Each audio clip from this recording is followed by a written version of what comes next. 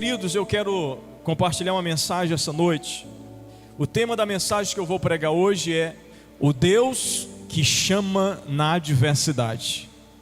O Deus que chama na adversidade. Repita comigo, o Deus que chama.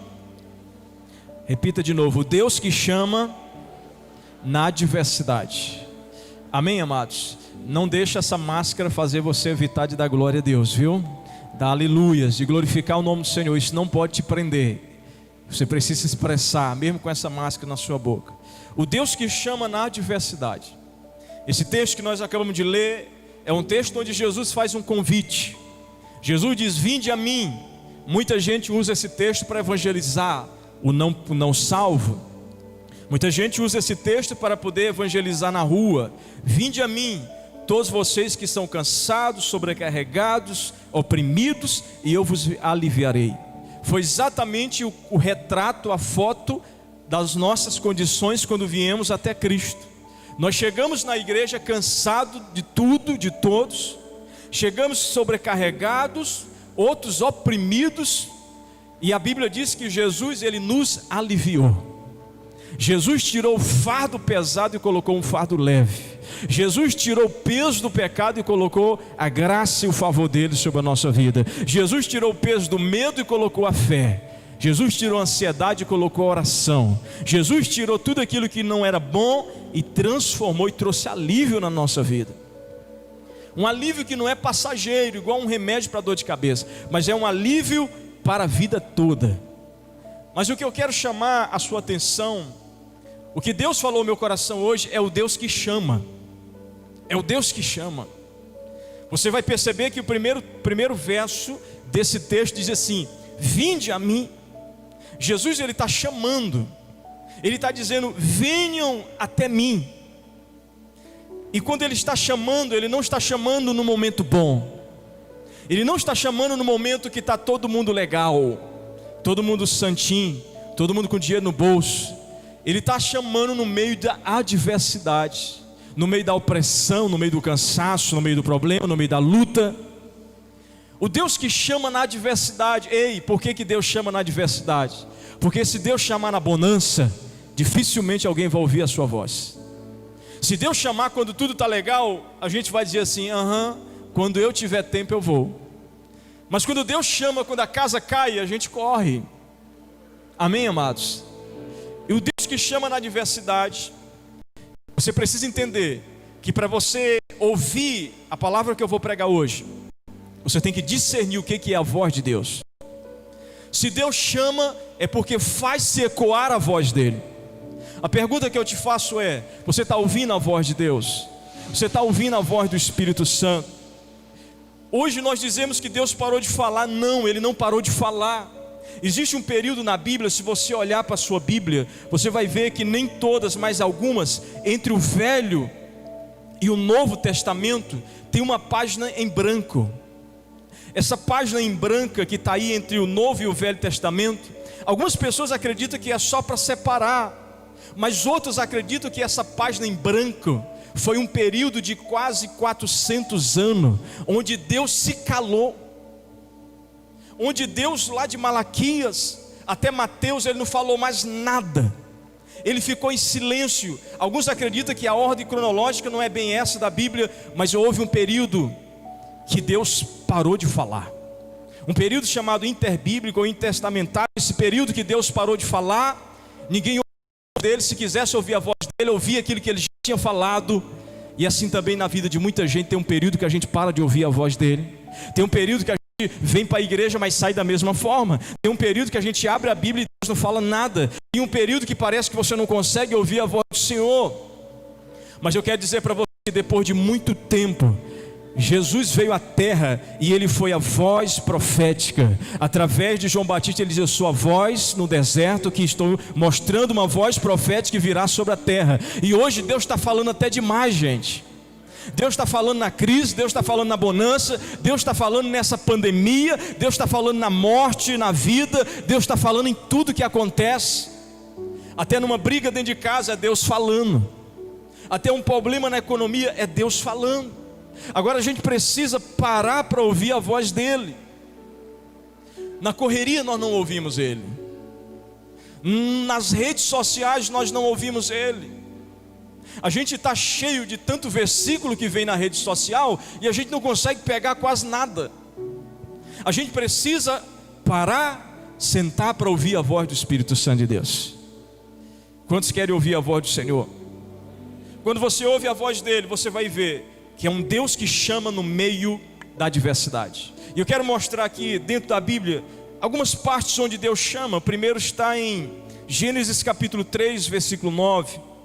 Primeiro chamado de Deus, o Deus que chama para a salvação. Diga comigo, salvação. O Deus que chama para a salvação. A Bíblia vai dizer em Gênesis capítulo 3, versículo 9. Você conhece muito bem a história. Deus colocou Adão e Eva no jardim do Éden, jardim no Éden, ou melhor, lugar de delícia, lugar de bênção. O homem não tinha doença, o homem não tinha imoralidade, o homem não tinha problema. E a Bíblia diz que eles pecam, eles comem o fruto proibido, eles quebram o mandamento, vem o juízo sobre eles, vem o problema sobre eles, porque toda vez que a gente peca, se prepara que vai vir juízo de alguma forma. Mas o que acontece no versículo 9? Versículo 9 diz o seguinte, põe aqui, pastor. Deus vem, irmão, na viração do dia ele sempre vinha, porque Deus está sempre procurando o homem. Deus está sempre procurando você, sabia disso? Ainda quando você peca, Deus ainda vai lá e diz, fulano, onde você está? Ainda quando você não pergunta por ele, ele diz assim, ei, eu estou atrás de você. Quando você vira as costas para Deus, Deus ainda está atrás de você, irmão. É um amor, é uma graça irresistível. O primeiro chamado de Deus é chamar para a salvação, para o conserto, chamar para a reconciliação, chamar para mais perto dele. Adão, aonde você está, Adão? Olha a inocência de Adão, de trás de um pé de árvore, de trás de uma árvore escondido entre as folhas, como se Deus não visse tudo. Deus está vendo você 24 horas, meu irmão. Deus está vendo quando você levanta, quando você deita. Deus está vendo você quando está em casa, quando está com os amigos. Mas Deus é um Deus que chama para o conserto. Deus é um Deus que chama para salvar, para mudar a vida do homem, para mudar a vida da mulher. É um Deus que chama. Onde você está, fulano? Não, Deus, o Senhor não entende, eu pequei, eu não quero ver o Senhor. Mas aonde você está? Não, Deus, eu fumei, eu prostituí, eu adulterei, eu vi pornografia, eu fui para macumba, eu fui para sei lá o que for. Deus fala assim, sim, mas eu quero me aproximar de você, porque eu quero mudar a sua vida. Eu quero restaurar a intimidade. Põe um fundo para mim. Eu quero restaurar a intimidade. Um Deus que chama para o conserto, gente. E já é tempo de conserto. Já é tempo de conserto, porque o conserto está começando, porque Cristo está perto de voltar, e a igreja precisa consertar hoje. A gente precisa consertar as áreas da nossa vida hoje. A graça vai lá aonde você está. A graça te alcança aonde você menos espera. Eu conheço pessoas que falam assim, eu não vou à igreja mais, eu vou para o bar, eu vou para o boteco, eu vou para a prostituição, eu vou para a boca de fumo, eu vou para dentro do salão de macumba. Lá Deus não vai me ver. A presença dele não está tão forte lá como está aqui. Mas mesmo lá, você vai ouvir uma voz ecoando no teu coração, dizendo, ei, aonde você está? Aonde você está? Por que você está se vendo nu, Adão? Você perdeu a veste da minha glória, Adão. Adão tinha uma veste que era a glória de Deus, e ele não tinha vergonha. Toda vez que nós estamos na presença de Deus, nós não nos envergonhamos, gente. Aqui você pode glorificar, adorar, levantar a mão, se quiser dançar, pular. Não se envergonhe diante da glória de Deus. Não se intimide. Aonde você está, Adão? Você pecou. Quem foi que te levou a pecar, Adão? Foi Satanás. Foi o diabo que viu o desejo da tua carne. Foi o diabo que viu que você era inclinado para conhecer o que não queria, não devia conhecer. O diabo fez você pecar, Adão? Foi. Mas não se preocupe, eu vou matar um animal e vou vestir você com essa veste. Eu vou matar um animal que significa um cordeiro de Deus que tira o pecado do mundo. E ele vai cobrir os teus pecados, Adão. O sangue dele vai te limpar, Adão. Você será novamente um homem transformado, Adão. Você será salvo de novo, Adão. Você voltará a se alegrar, Adão. Você voltará a falar em línguas, Adão. Você voltará a buscar, Adão. Você terá a revelação da minha glória. Você ainda vai pegar na minha mão e andar no Éden junto comigo, Adão.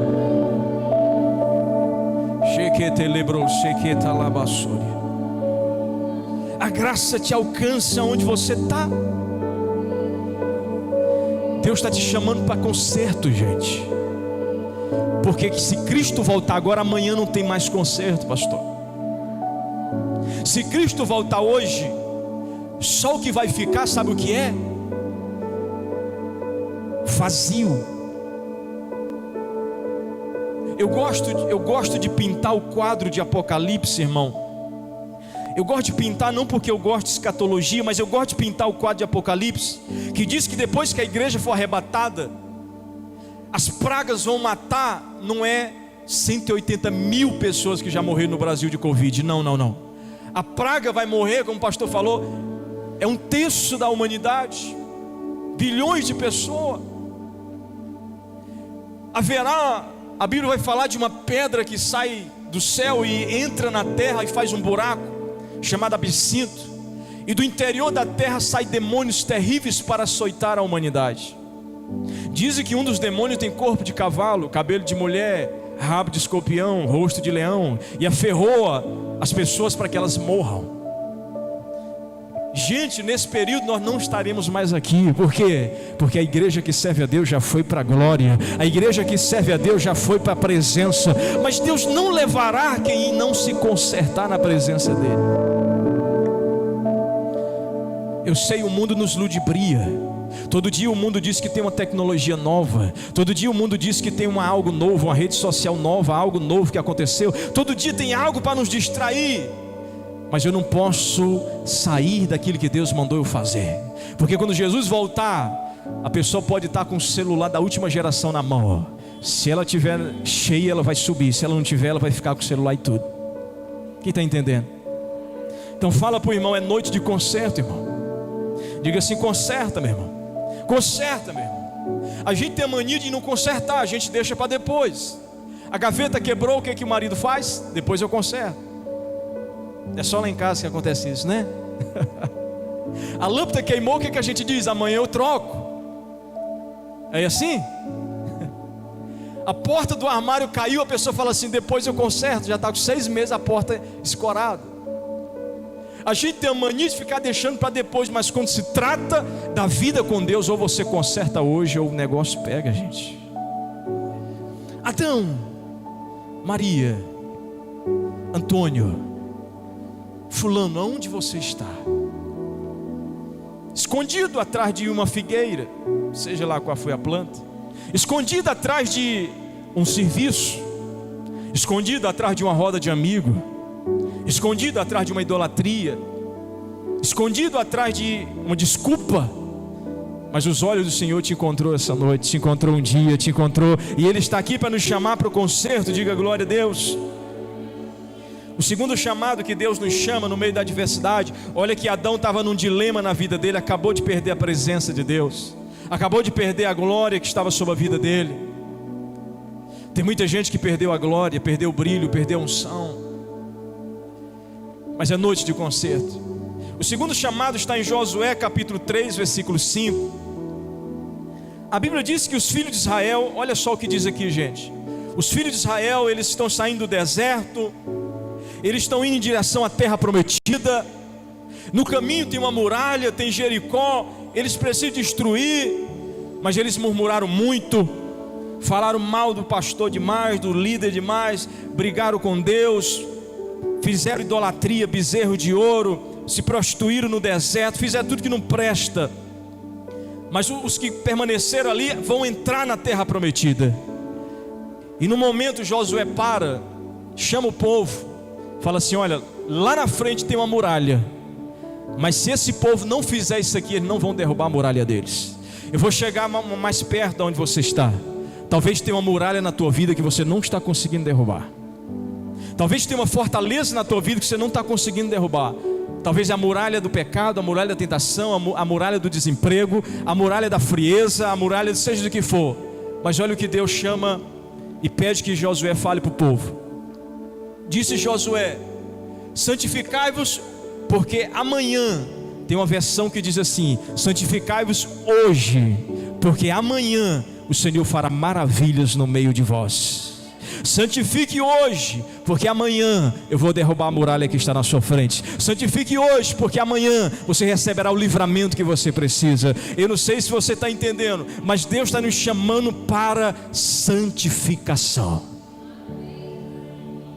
Igreja, como é que está a tua vida espiritual com Deus? A santificação não é ser santo, santo, santo. Santificar é separar deste mundo, é separar das conversações imorais, é separar do mal, é separar da aparência do mal, é separar do que não presta, é separar das rodas que maldizem a Deus e a igreja, é purificar o teu corpo, não deixar substância estranha entrar no teu corpo, é olhar a tua roupa se não está imoral, fazendo homens pecar ou mulheres pecar, é saber se você não está com comportamento libertinoso. Deus não usa vaso sujo, gente. Deus só usa vaso limpo. Como é que está a tua santidade? Pastor, eu estou esperando maravilha de Deus. Fumando, você quer ver maravilha de Deus? Usando droga, você quer ver a maravilha de Deus?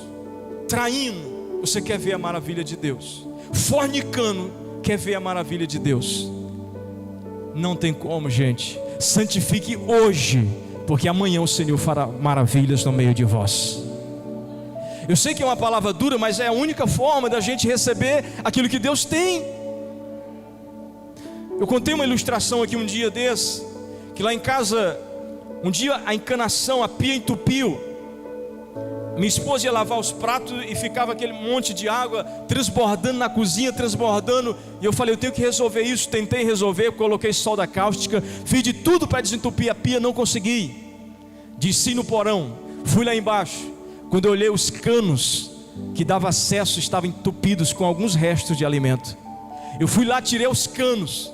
E quando eu tirei, jorrou aquela sujeira toda, me sujou todo. Mas depois a pia... e a água começou a fluir de uma forma desimpedida. Você quer que o milagre seja fluído sobre a sua vida? Comece a limpar tudo que está sujo. Comece a tirar aquilo que está atrapalhando você de receber a graça de Deus. Às vezes é uma palavra, às vezes é um pensamento, às vezes é algo em secreto. Mas Deus está dizendo hoje, santifique hoje, porque amanhã o Senhor fará maravilhas no meio de vós. Igreja, não adianta nada sentar nessa cadeira, voltar para casa, vir à igreja. Se não se santificar, não haverá a manifestação da glória do Senhor. E por último, para a gente orar, Deus chama para o conserto, Deus chama para a santificação e Deus chama para o ministério. Diga glória a Deus. Deus chama para o serviço. Isaías capítulo 6. Deus, no ano que morreu o rei Uzias, ele disse assim: eu vi o Senhor assentado num alto e sublime trono, e eu vi o Senhor, as vestes dele enchiam o templo. E eu disse: ai de mim, sou homem de lábios impuros, habito no meio do povo de impuros lábios. E depois que Deus purifica ele, Deus fala assim: a quem enviarei, Isaías? A quem enviarei, digamos? E ele fala: Senhor, envia-me a mim. Envia, porque eu vou. Deus está chamando muita gente que passou pela purificação, passou pela restauração, para você ir agora e alcançar o perdido a qualquer custo. Nessa pandemia você não pode sair nas casas, mas nessa pandemia você pode mandar mensagem para alguém. Nessa pandemia você pode convidar alguém para ir para a igreja. Nessa pandemia você pode orar por alguém. Nessa pandemia você pode evangelizar alguém. Nessa pandemia você pode convidar o patrão, a patroa, o colega, o irmão, a irmã. Você tem uma mensagem de Deus dentro de você, igreja. Você tem uma mensagem que carrega dentro de você. Como estão entendendo essa palavra? Deus está te chamando para o serviço. Deus está te chamando para o ministério. Aí você fala: não, pastor, eu não estou querendo ministério, eu não estou querendo pregar, eu não estou querendo nada. Talvez você está igual a Elias. Trabalhou para Deus, mas a circunstância à tua volta te levou para a caverna. E você está lá na caverna dizendo: não quero saber de igreja, não quero saber de chamado, vou entregar o meu cargo, não quero saber de ministério, não quero saber de nada, eu quero é morrer dentro dessa caverna. Aí você está lá e de repente vem uma voz bem mansa, bem tranquila, como um sussurro, e diz assim: Elias, o que você está fazendo aí, Elias? O que você está fazendo aí, Elias? Naquele momento ele se esconde e Deus fala assim: Elias, sai daí, porque o teu ministério ainda não acabou. Sai daí, porque você ainda vai subir um monte, ainda vai ungir Eliseu, ainda vai ungir outros reis, e o teu ministério ainda não acabou, Elias. O teu ministério ainda não acabou. Eu estou te chamando para o serviço. Eu estou desanimado. Elias, quem é que dá ânimo? Deus, eu estou decepcionado. E Deus perguntou: com quem? Eu te decepcionei, Elias? Não, Senhor. Então levanta. Estou querendo morrer. E Deus falou assim: quem é que quer te matar? Jezabel. O Senhor falou: quem é o dono da vida? Deus, eu estou com medo. E Deus falou assim: quem é que dá coragem, Elias? Deus, eu não vou conseguir. Deus falou: quem é que dá o manto? Quem é que dá a capa? Quem é que dá a unção? Quem é que abre o rio? Quem é que abre o mar? Levanta, Elias, que eu estou te chamando para o ministério. Deus, mas ninguém me ouve mais. Elias, quem traz as pessoas sou eu, Elias. Deus, ninguém transforma, eu prego e as pessoas continuam no pecado. Elias, e daí? É o meu espírito que convence. Apenas fala, apenas prega, apenas profetiza, apenas faz. Deus, o povo diz que eu sou duro. E daí, Elias? Colocarei as minhas palavras na tua boca, capacitarei os dons que eu tenho para a tua vida e te enviarei, porque é apenas o começo.